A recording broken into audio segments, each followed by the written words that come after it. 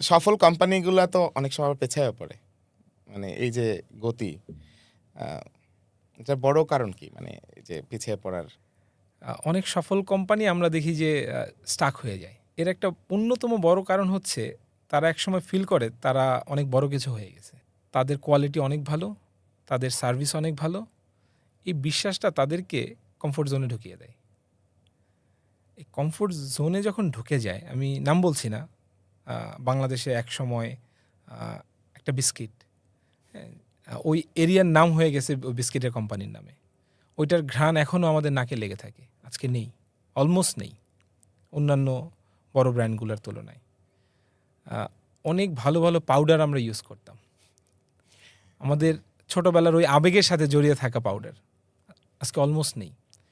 আমি বলবো না তারা খারাপ করেছে, অন্যরা যেই পরিমাণ ভালো করেছে তাদের ওই ভালোটা করা হয়নি, তারা কমফোর্ট জোনে ঢুকে গেছে। আপনার খেয়াল আছে হয়তো ছোটোবেলায় আমাদের ঈদের দিন একটি স্পেশাল সাবান আসতো, হ্যাঁ, ট্রান্সপারেন্ট একটা সাবান ছিল, ওইটা ওইটা একটা আমাদের স্পেশাল মুহূর্তগুলোতে আসতো।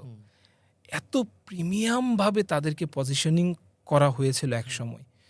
এখনও কিন্তু ওই সাবান পাওয়া যায়, শুধুমাত্র পজিশনিংটা চেঞ্জ হয়ে গেছে। ওরা কিন্তু খারাপ করে নাই, কোয়ালিটি আগের মতোই ভালো। এখনও দেখবেন বিভিন্ন বাংলাদেশি বিলো স্ট্যান্ডার্ড হোটেলের আপনি বেসিং ইউনিটে আপনি ওইটা পাবেন।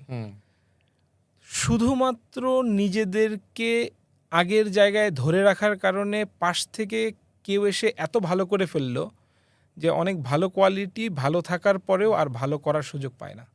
সো উদ্যোক্তাদের কমফোর্ট জোনে ঢুকে যাওয়াটা সব থেকে বড় বিপদ। এইটা খুব কেয়ারফুলি হ্যান্ডেল করা উচিত, নয়তো টিকে থাকা ইম্পসিবল। চমৎকার বলেছেন।